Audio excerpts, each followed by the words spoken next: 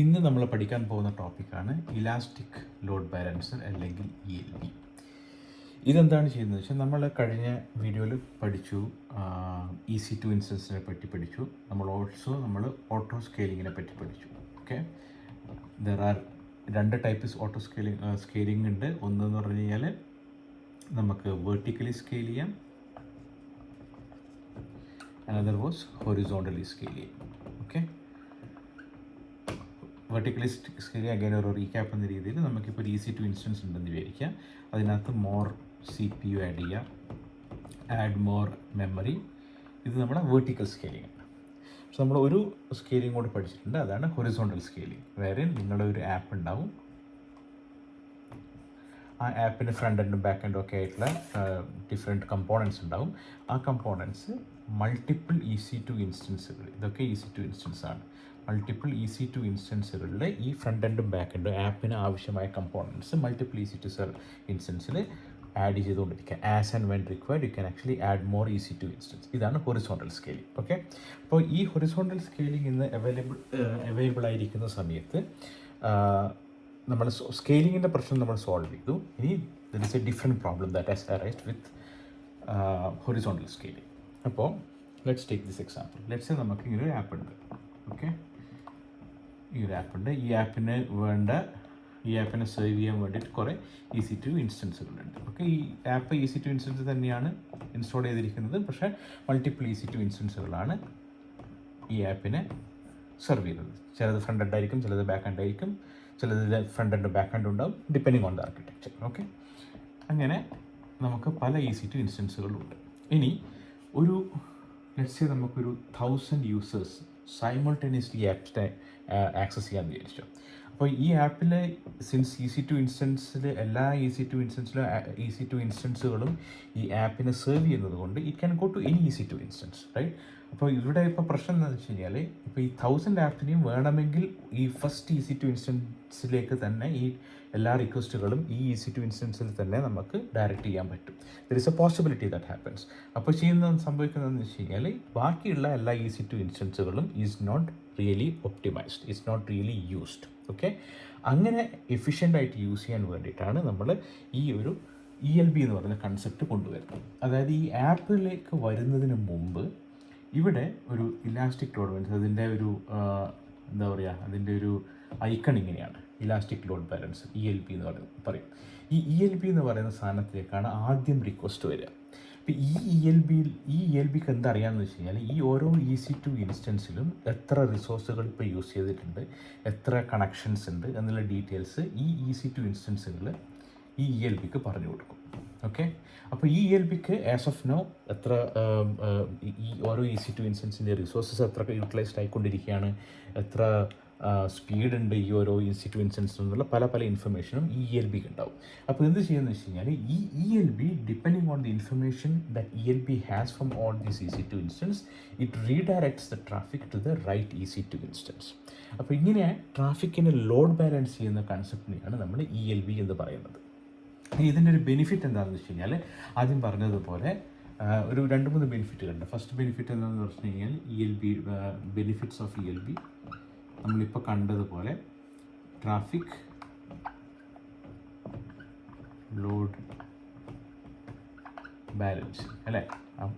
പല 1000 ട്രാഫിക് ഒരുമിച്ച് വരുന്നുണ്ടെങ്കിൽ EC2 ഇൻസ്റ്റൻസിൽ ഏത് EC2 ഇൻസ്റ്റൻസിലാണ് അധികം റിസോഴ്സ് ഉള്ളത് ആ ഒരു EC2 ഇൻസ്റ്റൻസിലേക്ക് നമുക്ക് റീഡയറക്റ്റ് ചെയ്യാൻ പറ്റും. അതാണ് ELBൻ്റെ one of the basic function which is traffic load balancing.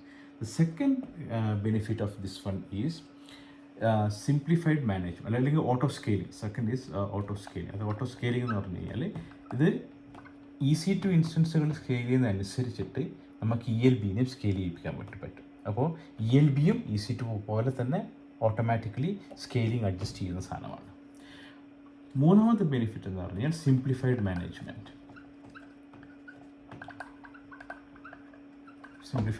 അതെന്താണെന്ന് വെച്ച് കഴിഞ്ഞാൽ ഈ ആപ്സിന് നിങ്ങൾക്ക് ഫ്രണ്ട് എൻഡും ബാക്ക് എൻഡും ഉണ്ട് എങ്കിൽ ഈ ELB എല്ലാ EC2 ഇൻസ്റ്റൻസും ഈ ELBനോട് സംസാരിക്കുന്നത് കൊണ്ട് നിങ്ങൾക്ക് മാനുവലി ഫ്രണ്ട് എൻഡിനെയും ബാക്ക് എൻഡിനെയും സിങ്ക് ചെയ്യേണ്ട കാര്യമില്ല. ELB തന്നെ ആ മാനേജ്മെൻറ്റിൻ്റെ കാര്യം ELB തന്നെ നോക്കിക്കോളും. ഓക്കെ, ഇങ്ങനെ 3 ബെനിഫിറ്റ്സുകളാണ് ഈ ELB എന്ന് പറയുന്ന സർവീസിന് ഉള്ളത്. ഇനി ഇതെങ്ങനെ ഇപ്പം നമ്മൾ നേരത്തെ പറഞ്ഞൊരു എക്സാമ്പിളിൽ ഈ ELBൻ്റെ എക്സാമ്പിൾ എടുത്ത് നോക്കിക്കഴിഞ്ഞ് കഴിഞ്ഞാൽ പല പല EC2 ഇൻസ്റ്റൻസുകളുണ്ട്, റൈറ്റ്? എല്ലാം ഒരു ആപ്ലിക്കേഷനെ സെർവ് ചെയ്യുന്ന EC2 ഇൻസ്റ്റൻസ് ആണെന്ന് വിചാരിക്കും. ഓക്കെ, ഇതൊക്കെ EC2 ഇൻസ്റ്റൻസ്. ഇനി എങ്ങനെയാണ് ഈ ഇലാസ്റ്റിക് ലോഡ് ബാലൻസർ ഒരു സ്പെസിഫിക് EC2ന് സെൻഡ് ചെയ്യുക? ഞാൻ നേരത്തെ പറഞ്ഞു ഈ EC2 ഇൻസ്റ്റൻസുകളെ എല്ലാ ഡീറ്റെയിൽസും EC2 ഇൻസ്റ്റൻസും ഈ ഇലാസ്റ്റിക് ലോഡ് ബാലൻസറും തമ്മിൽ കമ്മ്യൂണിക്കേഷൻ ഉണ്ട്. ആ കമ്മ്യൂണിക്കേഷൻ വഴിയാണ് ഇതിനെല്ലാ ഇൻഫർമേഷൻ കിട്ടുന്നതെന്നുള്ള കാര്യം പറഞ്ഞു. പക്ഷേ there are different ways that you can actually do ഈ ലോഡ് ബാലൻസിങ് ആസ് സച്ച്. അങ്ങനെ ഡിഫറെൻറ്റ് വേസ് ഓഫ് ഡൂയിങ്ങിനകത്ത് ഫസ്റ്റ് വൺ എന്താണെന്ന് വെച്ച് കഴിഞ്ഞാൽ റൗണ്ട് റോബിൻ എന്ന് പറയും. അതായത് ഇപ്പം എനിക്ക് 5 EC2 ഇൻസ്റ്റൻസാണ് ഉള്ളതെങ്കിൽ ഫസ്റ്റ് ELB എന്ത് ചെയ്യുമെന്ന് പറഞ്ഞാൽ ഇതാണ് ELBൻ്റെ റിക്വസ്റ്റ് വന്നാൽ ELB പറയും ഓക്കെ, ആദ്യം ഇവന് കൊടുക്കുക, അടുത്ത റിക്വസ്റ്റ് വരും, സെക്കൻഡ് റിക്വസ്റ്റ് ഇവന് കൊടുക്കുക, തേർഡ് റിക്വസ്റ്റ് ഇവന് കൊടുക്കുക, ഫോർത്ത് റിക്വസ്റ്റ് കൊടുക്കുക. റൗണ്ട് റോബിൻ ഫാഷനിൽ വേറെ ഒന്നും നോക്കാതെ റൗണ്ട് റോബിൻ ഫാഷനിൽ ഓരോ ഇൻസ്റ്റൻസുകൾക്കും കൊടുക്കുക, വിച്ച് ഈസ് ഗുഡ്, കുഴപ്പമൊന്നുമില്ല. പക്ഷേ പ്രശ്നം എന്താണെന്ന് വെച്ച് കഴിഞ്ഞാൽ ഒരുപാട് റിക്വസ്റ്റുകൾ വന്നുകൊണ്ടിരുന്നു കഴിഞ്ഞാൽ അറ്റ് സം പോയിൻറ്റ് ചില EC2 ഇൻസ്റ്റൻസിന് കൂടുതൽ ലോഡ് ഉണ്ടാവാൻ ചാൻസ് ഉണ്ട്. ഓക്കെ, അപ്പോൾ അത് കുറക്കാൻ അങ്ങനെ ഒരു ചാൻസ് ഉണ്ട് ഈ round Robin. But again round Robin is one of the very basic way of dividing the load. വേറെ ഒരു മെത്തേഡ് എന്ന് വെച്ച് കഴിഞ്ഞാൽ ഹാഷിംഗ് എന്ന് പറഞ്ഞു കഴിഞ്ഞാൽ ഇപ്പം ഒരു IP അഡ്രസ്സിൽ നിന്ന് ഒരു ഒരു IP അഡ്രസ്സിൽ നിന്ന് വന്ന റിക്വസ്റ്റ് ELB ഒരു ലെറ്റ്സ് സേ EC2 1 കൊടുത്തെന്ന് വിചാരിച്ചു. അപ്പോൾ ആ ലെറ്റ്സ് സേ ഇറ്റ് ഈസ് 1.1.1 എന്ന് പറയുന്ന IP അഡ്രസ്സിൽ നിന്ന് വരുന്ന ഒരു റിക്വസ്റ്റ് ഈ EC2 1 കൊടുത്തെന്ന് വിചാരിക്കുക. PLP എന്ത് ചെയ്യുമെന്ന് വെച്ച് കഴിഞ്ഞാൽ whenever it comes from this particular IP address 1.1.1 it will always say okay, I have already sent this to you, I am going to continue sending this to you. Again അതിൻ്റെ benefit എന്താണെന്ന് വെച്ച് കഴിഞ്ഞാൽ IP hashing ആയതുകൊണ്ട് കാര്യങ്ങളൊക്കെ സ്പീഡിൽ നടക്കും.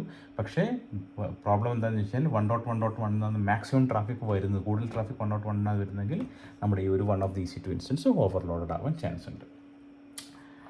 മൂന്നാമത്തെ ഒരു ഇതെന്താണെന്ന് വെച്ച് കഴിഞ്ഞാൽ ലെസ് റെസ്പോൺസ് ടൈം.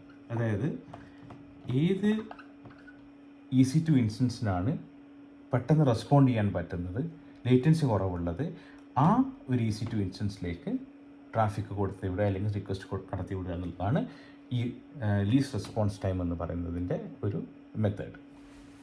ഓക്കെ, അങ്ങനെ വേറൊരു ഇതുകൂടി ഉണ്ട്.